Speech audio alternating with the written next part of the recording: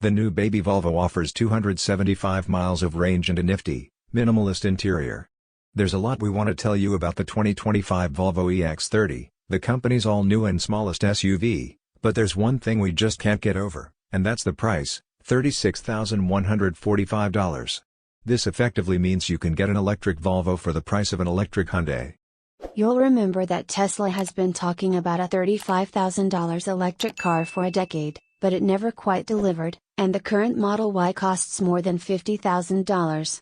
Note, though, that Tesla cars qualify for the Fed's $7,500 tax credit. The EX30 doesn't, as it'll be built in China. If you've been looking for a luxury brand electric SUV with a reasonable price tag, well, here it is.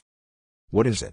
It's important to note the 2025 Volvo EX30 will be the marque's smallest ever SUV, more than 8.0 inches shorter in length than the electric XC40 Recharge, about as long as Jeep's Renegade, as wide as the new Honda HR-V, and as tall as a Mini Countryman SUV, but it's not a stripped-down model. Actually, that's not entirely true. The Volvo EX30 is kind of stripped down, which it masks by invoking the Swedish penchant for minimalism.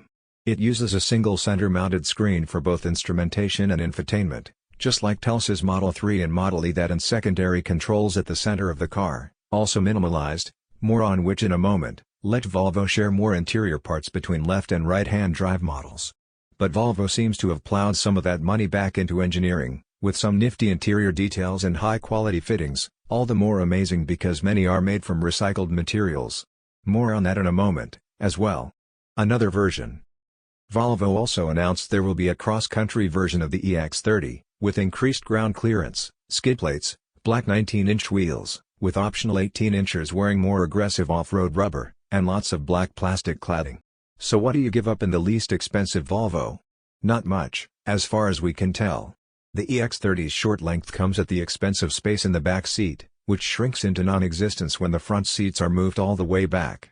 But cargo space looks decent enough, and there's a false floor that provides a level, if not quite flat, loading surface when the seats are down. Control center. Volvo's devotion to reduced parts count might cause some annoyances. Most of the changes are sensible, like a single switch that controls all powered seat functions and one pair of switches to control both front and rear windows, a soft button toggles between them. But the side mirrors are adjusted with steering wheel buttons, a feature we find annoying on Rivian's R1T pickup and R1S SUV, and the center-mounted glove box is too small to hold much more than an actual pair of gloves. Get inside. We had time to crawl around inside a 2025 Volvo EX30 with the Breeze interior theme, one of 4 the company will offer. We like the light blue interior seats, and the speckled dash trim is, well, it's different.